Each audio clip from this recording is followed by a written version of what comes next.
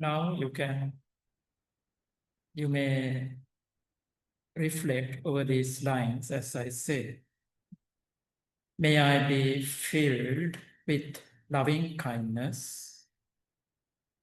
May I be well. May I be peaceful and at ease.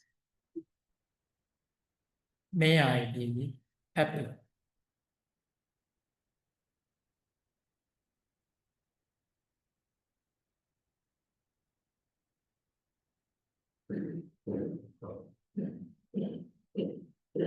Now this is very clear now. Okay. So, first of all, dear Dhamma friends, first of all, I would like to thank the organizing committee of the Metta and especially in this Manori Senanaka, the committee of the servants of the Buddha, the talks conducted at the Metta in Bambalapitiya. So I'm also happy to speak to you today. So, and also I'm happy that the whole world is listening to this talk because it's overdue. So that's the way we are making use of the modern technology so that those who are wishing to listen can participate and join in this meritorious action, listening to the Dhamma. So today's talk, the theme of today's talk is a particular discourse spoken by the Buddha that is called in Pali, it's called Sabbhasawa, Sabbhasawa Sutta. So that means, in English, if you take the book, it's in the Majjhima Nikaya, it says, all the tenets. So tenets I'll be explaining in my talk. So first, simply I would like to, I was thinking of a particular verse that suits best for this particular discourse. Then suddenly it came to my mind, a verse which I have already gone through. It is in the Dhammapada. All of you know the Dhammapada. It's also called the Handbook of the Buddhist, because devout Buddhists use it when they face difficult situations in their lives. So today, not only Buddhists, but also non-Buddhist devotees of other religions also consult this book called Dhammapada. So the verse is, Yathapi mule anupaddave dalhe Chinno pirukho punareva ruhati Evampi tanhanusaye anuhate Nibbadhate dukkha nidam punat punam.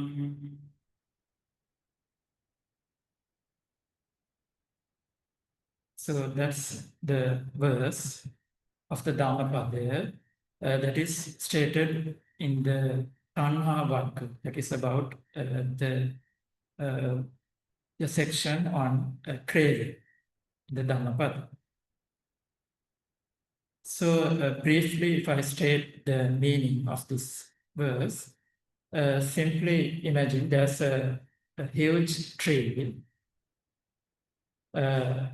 and now first it was a plant, but after a long time, it has grown into a huge, big tree. So the roots of the tree are firmly fixed to the earth or to the ground. So as they are firmly fixed to the earth, you cannot easily uproot it from the roots itself, but you can cut down the tree from the trunk. But Dhamma friends, what do you think?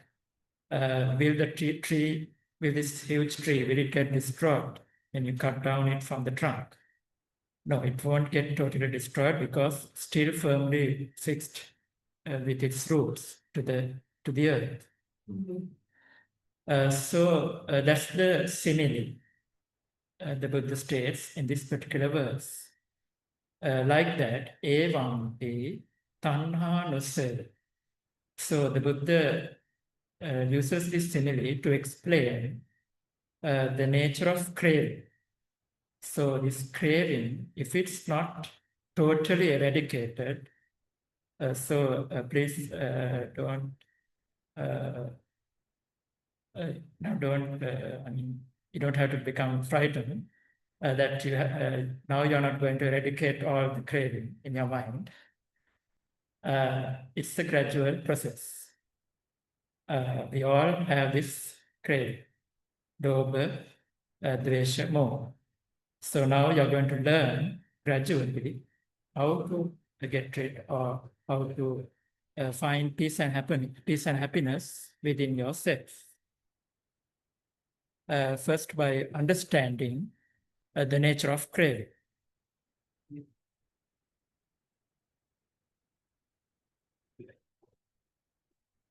Okay, so the Buddha teaches in this particular verse, Evampi tanha nusaye anuhate. Like that, just like that huge tree, which was removed, which was cut down from the trunk, it will grow, it will begin to grow again, once again. So the craving, if it's not totally eradicated, it will come back again. So that's it. That's very simple. That's the nature. But what I'm trying to say is that's the nature of the mind. This craving, we cannot get rid of it totally. It will come back to our mind again and again. So now I will gradually come to the discourse. So I will state the English words because I know all of you cannot understand the Pali language. So either in English, mainly in English. So all the taints means, another word is the cankers. This Pali word is asava, in singular astravayam.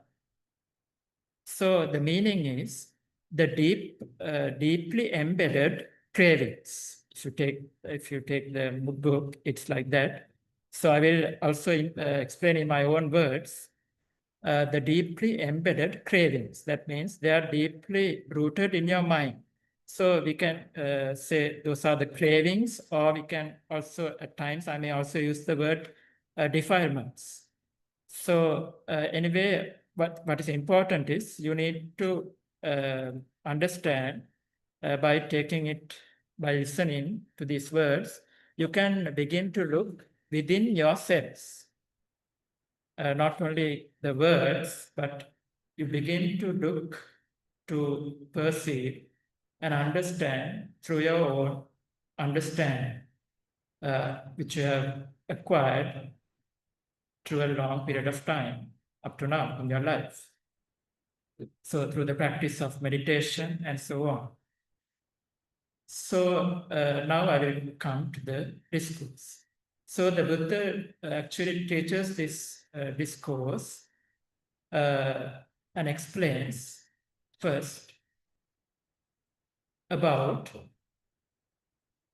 the eradication of the, or the destruction of the taints.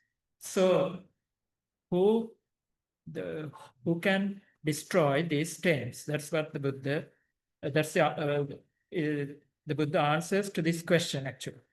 Who can destroy, what sort of person can destroy the taints? So please keep in your mind these lines. A person, one who knows and sees. Such a person can destroy the taints. One who knows and sees. So I'll be explaining. One who knows what? One who knows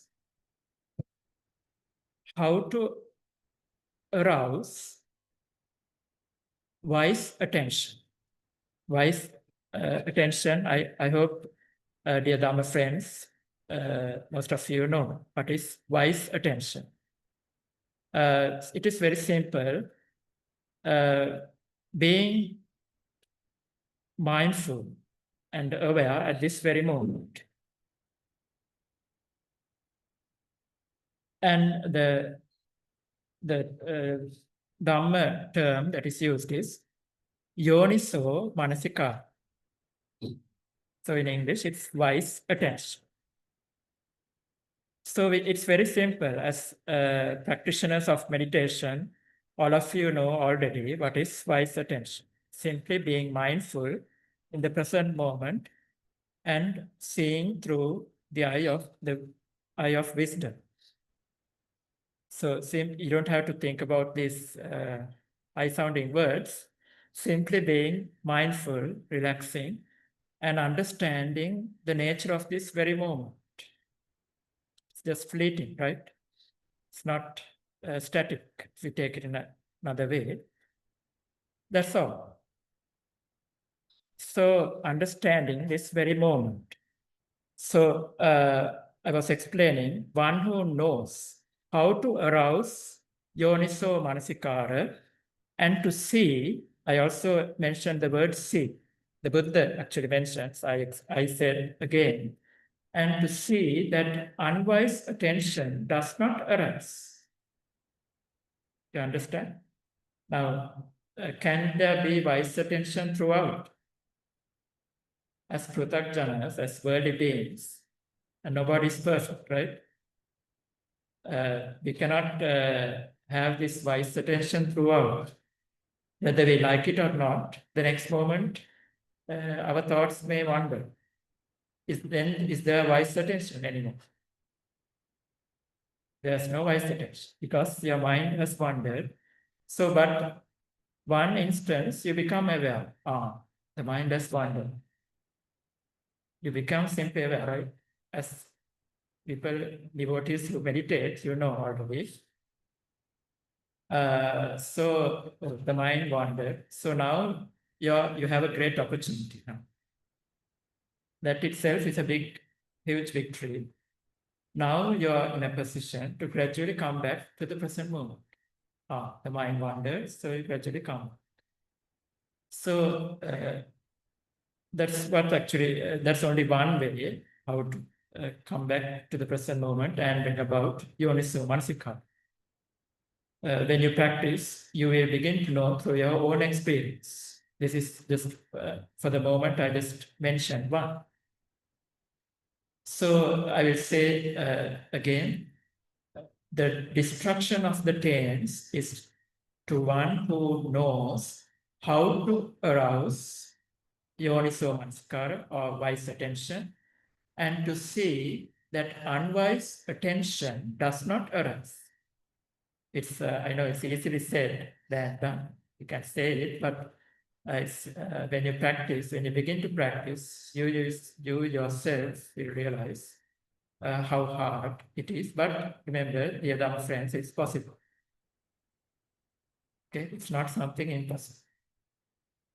Okay, so now I'll be coming as devotees who have already gone through this discourse or heard it through a Dhamma talk, you know how many ways are there how many ways the Buddha discusses to destroy the taints. Altogether, there are 7 ways how to destroy the taints.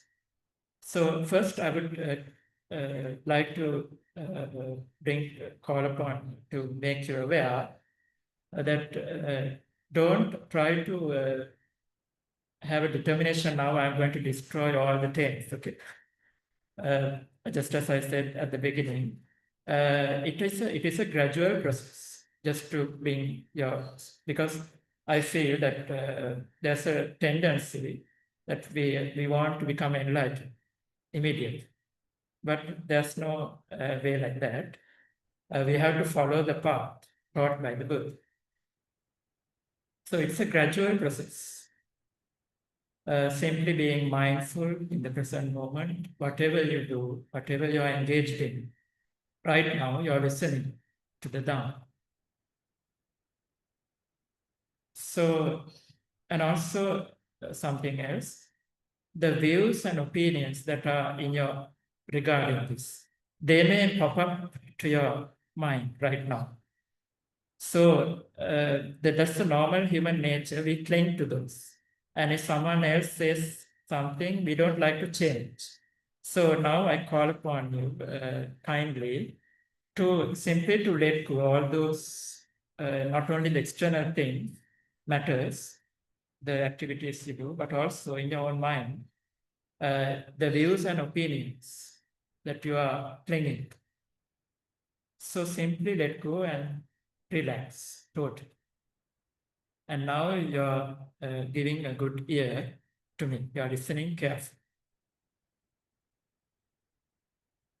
Okay. So the first way to destroy the taints with the teachers is, so the Pali word is dasana pahatappa. So I'll be explaining this. I cannot say the exact English term, but I will be explaining.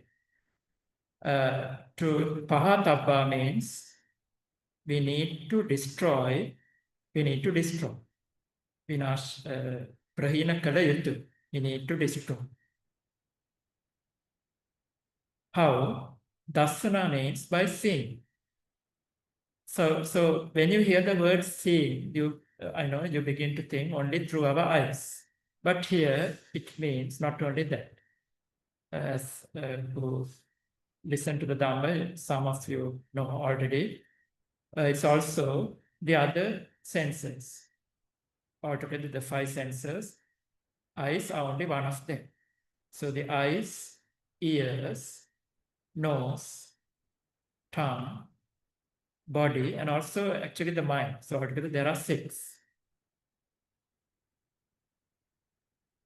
So because to the mind, different thoughts. So to the eyes, objects, to the ears, sounds, to the nose, odor or smell, to the tongue, a taste, and to the body, touch. So we'll just, to make it simple, we'll just take one, the eyes. First, let's take the eyes. Now we see different objects. But the nature of the human mind, the worldly mind, we just see an object, but after that, the thoughts which are associated with that particular object may arise to your mind. So I'm not saying that not to suppress those thoughts. Please don't misunderstand. But simply observe, you can simply observe these thoughts as they arise. But the human nature is that, the nature of the worldly mind. So Dasana Pahattabha means the Buddha teaches in this particular discourse to see their impermanent nature. That means they arise and cease. Now you see an object, but you're only seeing. So the next moment, so many changes are happening. We can, if you take an example, our own body, we normally tend to see it as something that is not changing, right? We see, but it's no harm. We can see like that. We can take it as Sammati Satya. That means Sammati Satya means in order to talk with others, we have to say an example. I'm Venerable Visuddhi, and there's another person, Mr. Sarat, or Mrs. We can say Miss Manori, okay, like that. So we have to say the name, okay? So that is called Sammati Satya. But the other Satya, or that Satya means truth. The other truth is Paramatma Satya. So that means the reality. So that is what is been explained in this particular sutta now, what I am also explaining.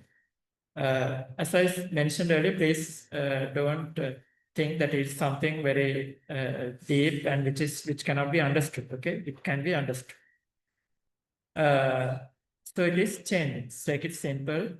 It is not something that is not changing, as we tend to say, but it is changing. So that's why if you take similarly our body, is there anybody who thinks that the body does not grow old, right? It grows old, but we cannot see it, right? In this very moment also, it's growing old. We are getting closer to death. So that's why we are making use of this time, this valuable time, to pay our attention to the words of the Buddha, and thereby realize the Dhamma and to find solace here and now.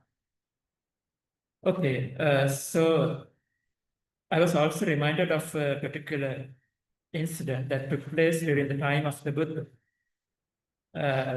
So you have heard earlier, some of you, it is ditte dittamattang bhavissati, sute sutamattang bhavissati, mute mutamattang bhavissati, vinyate vinyatamattang bhavissati. So I know all of you, most of you don't understand now because it's in Pali. Except the Venerable Mahasangha. I know the Venerable Mahasangha is also here present. So not only the Venerable monks, Bhikkhu, Bhikkhuni, or Pastor, so all of you are listening. So, ditte dittamatta. If you say something, just say, that's all. The Buddha expounded these lines to a person who wanted to become enlightened, just like you, Daruchi. So he was wearing barks of a tree or wood taken out from a tree in order to cover his body. So that's about the story. So the Buddha, when he came to the presence of the Buddha, actually the Buddha also refused, because at that moment the Buddha was about to leave on Pindapata, Charika, alms from. But when the listener, Daruchirya, he was eager to listen to the Buddha. So he requested for the second time and also for the third time. So then only the Buddha, out of great compassion, the Buddha expounded these words, which I said just now. If you see, just see. If you hear, just hear. If you, it can be mute mutamatta, means it can be to the tongue, because you feel your sense, you're feeling the taste or sensation, the taste, and to the body, touch, that's also sensation, and the other one is to the nose, the the tongue, the body, the nose, smell, your sensing or experiencing the odor or the smell can be something pleasant or unpleasant. Okay. So as I explained at the beginning, the thoughts which are, or it can be the knowledge you have, but for those particular things which you receive from the sense laws, the eyes, ears, nose, tongue, and body. So, of course, when necessary, you can make use of them. But in meditation, what it needs to be understood is we let go of all these things. The key word is letting go. Just to become focused. So just simply imagine a still lake. So that's why I feel that the Buddha has recommended such a place for meditation. But as we proceed, we can, even right now, even if you are in the middle of the busy city, Colombo city, you can simply come back to the present moment. But for that, you need to practice in solitude at the beginning. But also that is not any hard and fast rule. You can try to find whatever place, for example, even this place, it's conducive for meditation because there's a large crowd. For example, you can go under a tree or in your garden under a tree or find some solitude for yourself, right? Okay, so I was explaining about dasana, pahatapa, how to destroy the pains through seeing. So I hope it's clear now. The second way of destroying the pains is samvara pahatapa. So actually, when we talk about this also, I feel personally that the story I took at earlier to explain dasana pahatapa, we can use that story here also. If you see, just sing. So the earlier one, dasana pahatapa, is to see as impermanent. But I know it's very difficult, isn't it? Because we are worldly beings. We tend to see things as permanent, as they are all going on. But through insight gained in meditation, we begin to see the real nature of the mind and body, which is simply impermanence, anitya. So the second one, thus samvara pahatapa, that is, samvara is discipline or restraint. So that also is restraint also simply means you are seeing, that's all, seeing. You don't, if thoughts arise, you simply observe these thoughts. You don't, if it's something pleasant, you don't cling to it. And if it's something unpleasant, you don't show any dislike to it also. That's also important. Because the nature of the worldly mind is, for example, if we can take the pain arising in the own body, right, during meditation, especially during meditation, only when there's a pleasant sensation you like, right, you hold on to it. That's the nature. You cling to it and you wish that may it last long.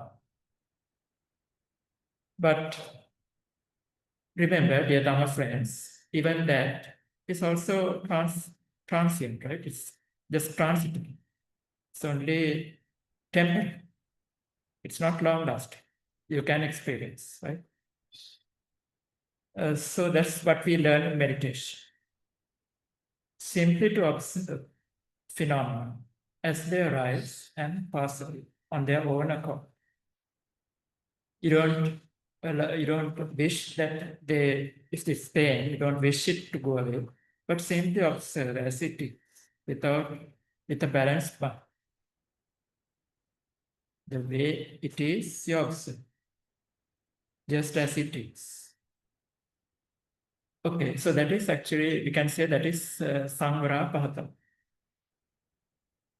They are discipline, our own mind. To a certain extent, we can, not to a great extent, right? Because after doing like the practicing, you never know your thoughts are wandering. You will observe in your practice. That's the nature. It's like taming a horse.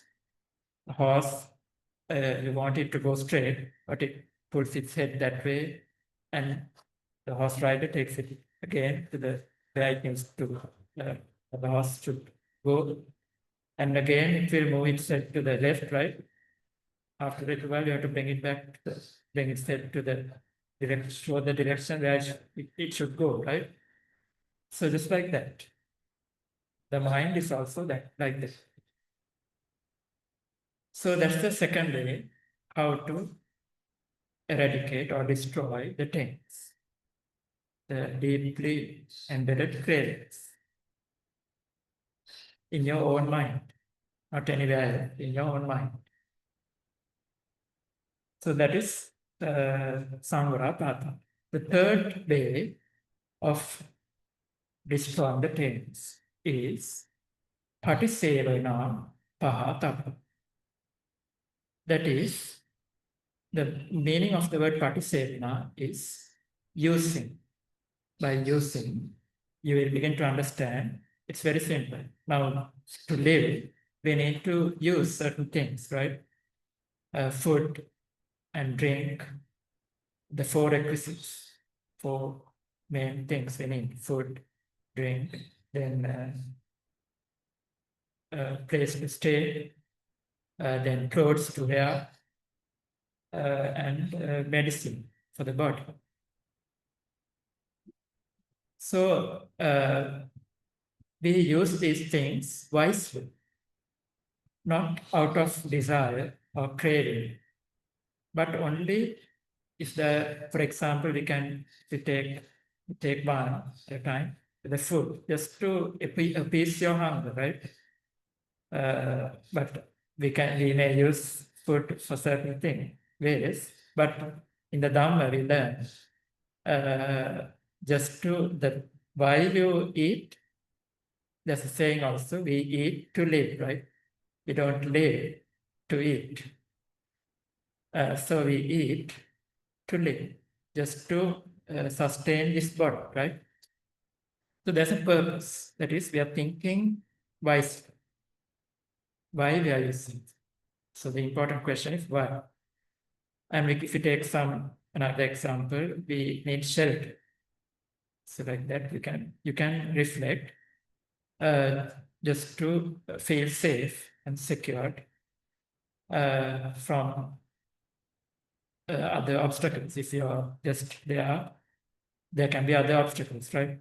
And also the medicine, just to cure any illness, but not to taste, not to give space for your craving to multiply, right? But only the purpose is just to cure any illness by you take medicine, like that. So that is Patisevana Pahata, by using certain things we need, not we, actually, we, but the body. Whether we like it or not, the body needs these things. So we are showing loving kindness to our own body. Whenever we need, just to talk, we say we, but the body needs. When the body needs, we have to give it, right? The food at the right time. Of course, if there isn't any food, then we have to endure, but whenever possible, we can. Whatever we need, we can give to the body, right? So, okay, I hope now you understand what is Patisevana Pahatapa, to destroy the pains, to use it. The fourth way to destroy the pains is, in Pali, it's called Adivasana Pahatapa. I can say some of you got surprised. I mean, you don't like to hear the Pali words, right? So it means very simple. Simply endure. If you take another simple word, patience. Something we all need, right? When we live in society, patience. So simply, if I explain, it's endure, or you can say tolerance. Okay. So you patiently endure. So I will just take an example. All of you already you know through your experience in life, you know. So if I take one example, somebody's shouting at you, okay, scolding. How do you feel like?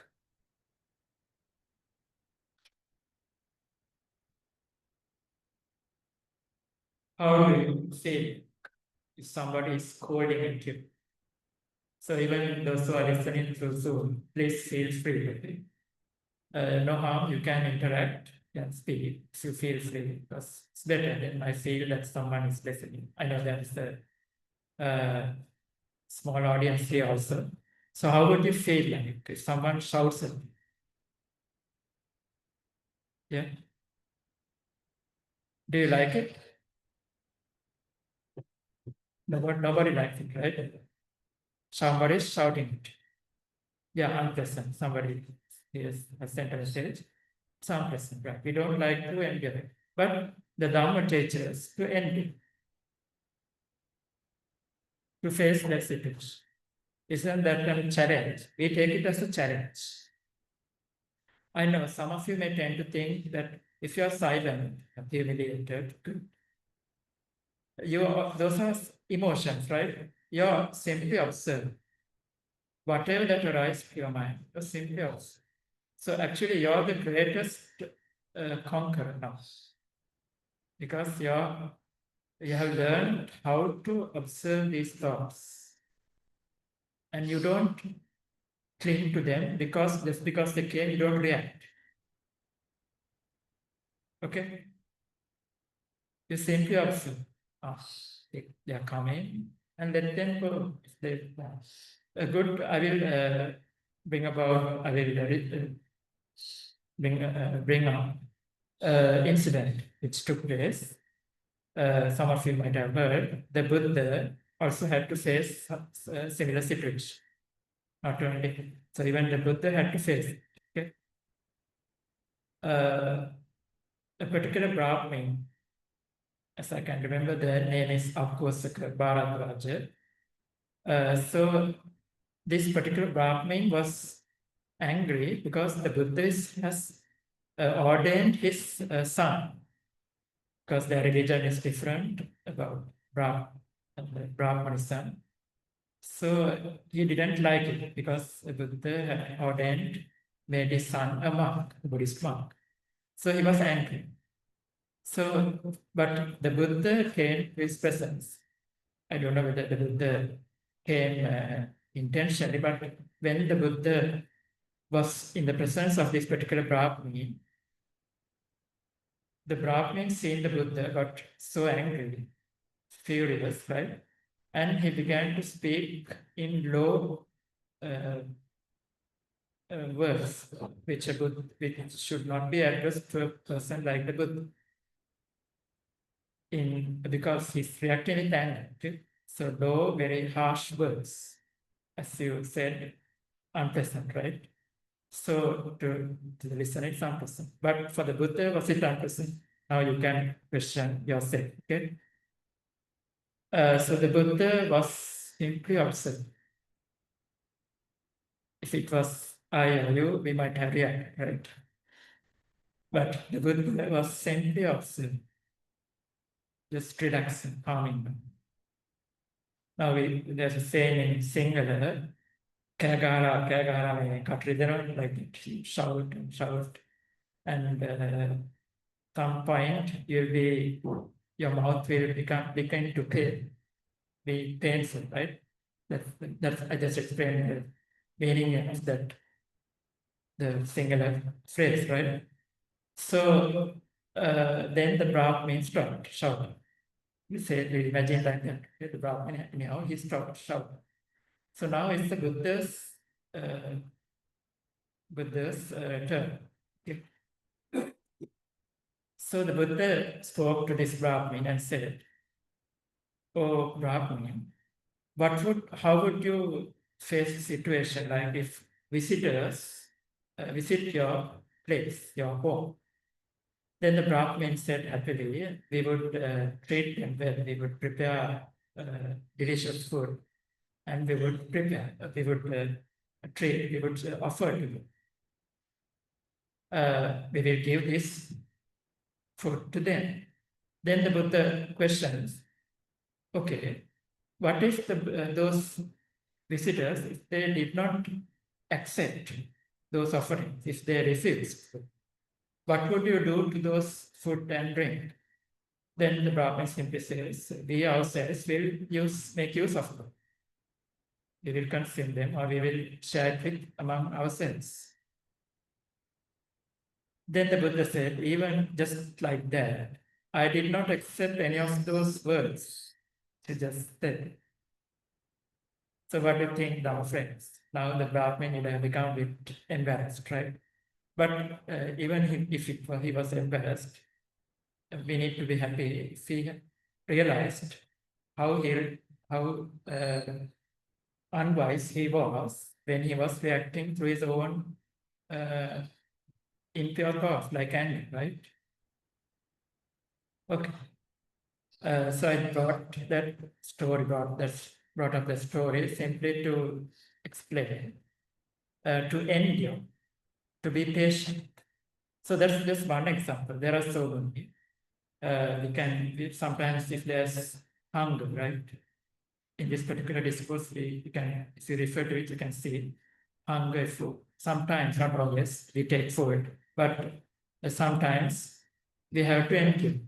If there's thirst, sometimes we have to endure.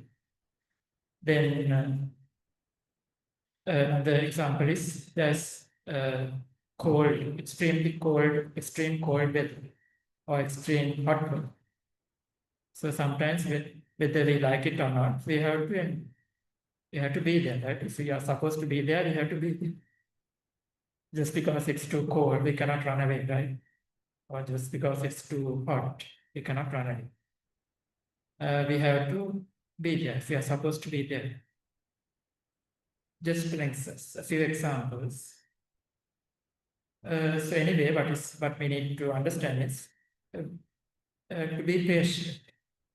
In other words, to tolerate. Okay, so that is the fourth way of destroying the tapes, or the deeply embedded cravings in your own mind. Now comes the fifth way, how to eradicate or destroy these cravings. What is it? Parivajjana pahataka. That means the meaning is through avoiding, just avoid. An example is, now if there's a very fierce dog when you're walking, I'm reminded of my personal experience when I was on Visuddhicitta. I remember a fierce dog. I used to avoid that. The tendency is to avoid, but what I did was I took it as a challenge. I began to reflect. The second day I was a bit reluctant, but I know that the way of the Dhamma is not to avoid here. The way of the Dhamma is to something else. I felt. So I began to reflect the virtues of the Buddha. Perhaps this is not related to this, but what we need to keep in mind here, what we need to understand is we need to avoid it. Because we are not going to play with that fierce dog, right? Just because you like dogs, you're not going to, for example, you're not going to play with a fierce dog, because you have to be careful. Just as an example, or it can be a snake or like that. Okay? But that means we need just one way. If you read this discourse, you will see there's another way also, another way mentioned here. That is about using luxurious seeds, what is mentioned in this discourse. That means you have to avoid, that is actually for the for the monks and those lay devotees who observe the 8 precepts or the 10 precepts. That means you're not going to sit on high or luxurious seats. So we need to avoid them. So if you're observing the 8 precepts or the 10 precepts, because it is one of those precepts. Uchasayana, Mahasayana, Veramani, Sikkhapadam, Samadhi. It means I have to take the precept to refrain from using high and luxurious seats. So also if you, because I mentioned, I would just like to just mention on that, all these precepts are just to discipline. But the Buddha also had mentioned once, there was a particular king. He was bothered that there are so many precepts. If you become a monk, there are 227 precepts for a high ordained monk, right?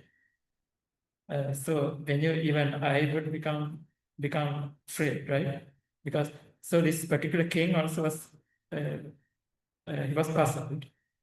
So the Buddha consoled him by saying, simply guard your mind, body, and speech. Can you simply guard your mind? Yes. Then that's it. Okay. Because that is what we need to understand. Okay. So I hope now it's clear. Parivajjana pahatapa. That means by avoid certain things we need to avoid. Not other things only, which can be it's not challenging. It's like a danger to it. It's a danger. So something if it's dangerous, we have to avoid. Certain things we can take it as a challenge, but that's something else. Okay. I think what I did personally, that my experience on Pintapata, that I was trying to take it as a challenge, and it worked. I was reflecting on the virtues of the Buddha. I was observing the dog, and other days it came closer, but this particular day it was going back. Okay. So that is parivajjana, pahata, to destroy the pains by avoid. Now comes the 6th way, that is, I hope you will understand this also. Please, now you can let go of what you have learned up to now, because you have to have a clear mind to understand this. What is it? We know the Pali word is vinodana, pahatava. Vinodana, pahatava. That means to destroy the pains through not tolerance. I will bring about an example. Actually, I'm reminded of an incident during the Buddhist time. I will bring up that so that for ease of understanding. So it's something common, okay? Now, when you walk along the street, okay, I'll take the story, okay? Now, a particular monk during the Buddhist time, he was walking mindfully in the street. He was, okay, I'll tell that later. Now, suddenly, a couple was passing by. A man and a woman was passing by. But the Dhamma friends, what do you think? The monk, did he observe whether it was a man or a woman? You come to know. So now there was another person, man, coming. And he asked the monk, Venerable Sir, did you see a woman passing by? Then the monk replied, answered, I didn't see whether it was a woman or a man, but I saw a skeleton. Is it? So, dear Dharma friends, what do you think? The monk, he was deeply deep in meditation. He was even during walking. He was practicing mindfulness. He was actually uh, he was actually focusing on a karmasthana. That means a meditation object. Atti, atti, atti. Atti means bones. At the bones. So he was simply repeating this word, atti, bones, bones, bones. That was his meditation object. I'm not saying you are to reflect in the same way, because it can be different to different persons, different individuals. It's different. It does not apply to everybody. This particular, if I take an example for Chulapantaka, if you have heard this story, it was a different object, a handkerchief, right? Became soiled, dirty, because he was holding it. And it became dirty. He began to see the body is also impermanent, just like that. So for this particular monk, it was this. He was developing this meditation object. Atti, atti, atti. So he was continuously having these thoughts. He was like, if today's world is like extreme, right? So he was just seeing his body, even his own body, like a skeleton. So that's why he saw even the other bodies as a skeleton. So that is very deep, right? We cannot go out and see a skeleton now. Okay? We have to see as different individuals, man or woman. This particular monk was observing like that.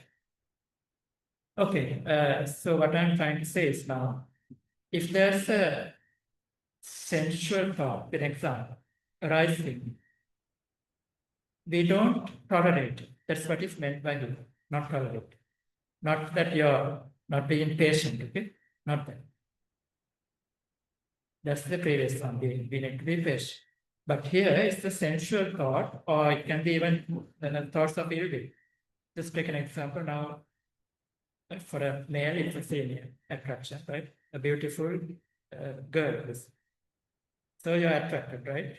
If it's a young man, is that because this is the best example I can take.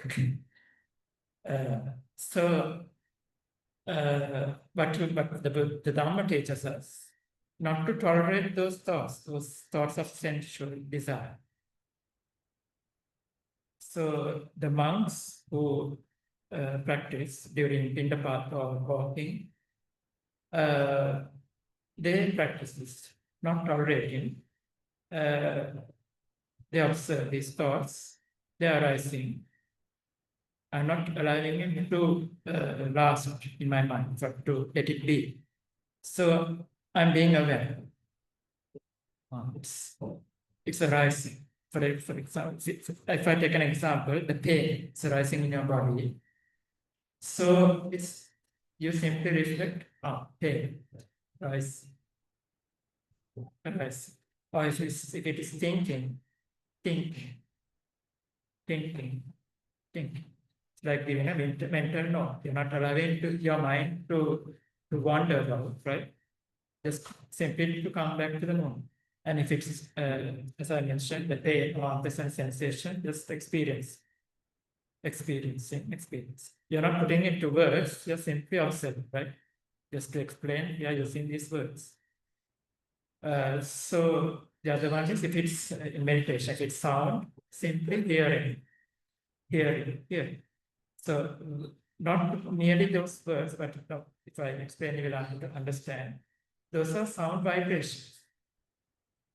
You're just hearing them, that's all. Now, but with the nature of the worldly mind is if it's some pleasing music, or sound, you cling to it, right? And if it's a big bang or a sound is unpleasant, you will reject it. You don't like it. But if you take, the truth is, those two kinds of sounds are the same because they were sound vibrations. It is our mind that distinguishes. That's a unpleasant sound, that's a pleasant, right? Okay. So I hope now it's becoming clear. So we don't continue with those thoughts. We don't linger with those unpleasant thoughts. Simply observe and understand that's arising and let it subside when it has.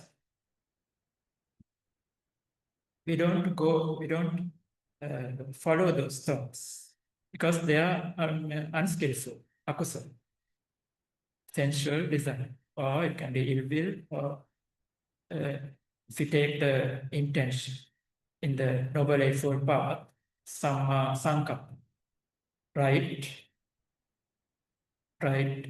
we can say in English, right thought, or right attitude, or right intention. So it is like this. When I explain, you will understand. If you take the unpleasant, the unskillful states, they are sensual desire, ill will, and wrong. Let me see. Actually, I think it's not wrong. The third one is, we'll see. If you take the good side, it's not to let go. That means whenever there's sensual desire, you let go of thoughts of renunciation. You can say thoughts of letting go, just letting go. You don't grasp at it. We can take, for example, when most venerable Ajahn Brahma also, it's very famous, all of you have heard, most of you have heard, right? So he uses the simple simile, holding the glass of water. Moment you are holding it, it is shaking, right? But just keep it on the table. Then after some time, it becomes still, right? So you let go. The thought even, it arises, you let go of that thought. Okay. So sensual desire, instead of sensual desire, there's letting go. And instead of ill will, you need to arouse loving kindness. You take it in a simple way, instead of anger, loving kindness. And instead of the Pali word is avihimsa, that is harming others, vihimsa, hinsa harming others. I'm also not very good at Pali. I have a fair knowledge. So the skillful thought we need to arouse is harmlessness. That means thoughts devoid of harm. That means instead of harm, you're not having any harm. You're not being harmful to anyone. Okay. Including yourself. You're not harming yourself, you're not harming anybody else, even living creatures out there. For example, when you're walking around the street, you see ants, right? But you're not going to trample and destroy life. You're going to walk. So you're showing kindness, loving kindness to all sentient beings. Okay. So I hope now it is clear what is we know the pahatapa, that in English, not tolerating. If taken, just take one example, sensual desire arising, or ill will, or thoughts of harm. You don't tolerate. It's because it's there, unskillful. Not that you're suppressing, please get it clear. Observe, we can use the word observe.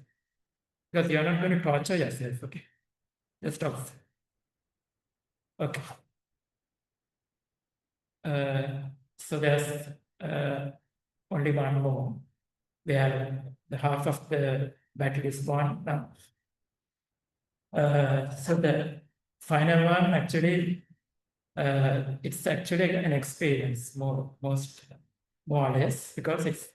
But when you hear this word, you might feel that it's on. I mentioned that word. That is bhavana, pahatapa. Now you might begin to think that is it only about bhavana, meditation here.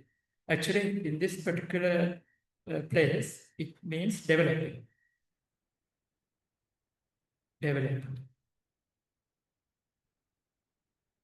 Actually, meditation also means that bhavitattam bhavana. And also, there's another part that means you're using of bhavitattam bhavana means you're cultivating and also being consistent in your practice. That is what the keyword is, consistent. Consistency. That means you're practicing today and not practicing for a few days. And only, for example, okay, then we have 2 weeks, then it's not bad. Even for a minute. Now, I know today's modern world, all of you are very busy, right? So many things to do, but you have devoted this time. So even if you're busy, you can use being mindful. How? If you're in an office working, every hour is a practical way. I heard it also while listening to the talk. The last minute, just 1 minute, let go of all your work. I know we all have 24 hours, right? Just that last minute, let go of all. Give it an opportunity to subdue mind, just to calm down, relax. And as we have discussed, how to observe your mind. If not for the mind or the brain, the mind is something else. We are not, if not for our mind, we are not even very progressive life, right? So we can give a minute, at least a minute, to subdue our mind. Okay. So bhavana pahatapa means developing. That is about the 37 factors of enlightenment, not all 37, 7 out of 10. These are called Sabbhasawa. 7 factors. That is what is called Sabbhasawa. The 7 factors of enlightenment. Sabbhasawa. The 37 factors is something else. In Sinhala, it's Bodhipakshita Dharma. There's another English term for that. 37, that word is not coming to my mind right now. Anyhow, you can, if you refer to a book, you will see Dhamma book. Okay. But we need to focus in this particular discourse is the 7 factors of enlightenment. So first is Sati Sambojjhanga. And also I'm reminded this, if you are referring, you can refer the Maha Kasapattera Bojjhanga Pirita, Maha Kasapattera Bojjhanga Pirita. The Buddha, this was the Buddha expounded this sutta when this Mahakashyapa Thero, when he was sick, when he was not well. So he reminded this particular, most probably he was an arahant. I can't remember. Okay, was a great, we can say a great monk. Okay, so the Buddha reminded this particular monk to, because he had already cultivated this mindfulness, Sati Sambojjhanga, Dhamma Vichaya, Virya, Upeksha, Teti, Pasati, Sama, Teti, Sambojjhanga, Pasati Sambojjhanga, Samadhi, and Upeksha. Altogether, anyhow, it should be 7. Okay? Sati, Dhamma Vichaya, Virya, okay? Pasati, Samadhi, Upeksha. Very good. Pleased to hear from the audience. So it's good. Sati means mindfulness. Dhamma Vichaya means investigating the Dhamma. Now also you have been investigating. Dhamma Vichaya, Virya, putting forth effort. Yeah, very deeply is joy. It's a little bit more than happiness. If time is there, I can explain, but we can make it for another time, perhaps, because it's time also. Because there needs to be a discussion after that. Well, question asked, probably during the question time we can. So Piti is joy. Then Passati is compared to still lake, state of mind. Then Samadhi is when it also develops. Then Samadhi is a unified mind. You have to experience that. These are just words. Samadhi, then Upekkha. It's a balanced mind. That means, just to say it briefly, now if you have gained something, you have if it's a person who is a trade, right, who is selling goods, if you gain a profit, you are elated, right? But if you are experiencing any loss, then you're sad. So those are two states, higher state and a low state. And another example, someone was praising you, and someone else is called insulted. So different states of mind. But you learn to have a balanced mind. Okay. So I hope those are the 7 ways of destroying the taints. The asava, in Pali asava, Sinhala asava, the deeply embedded cravings. So you don't have to remember all these words, simply remember craving. Which is already deeply rooted in our mind, our desire, love. Okay.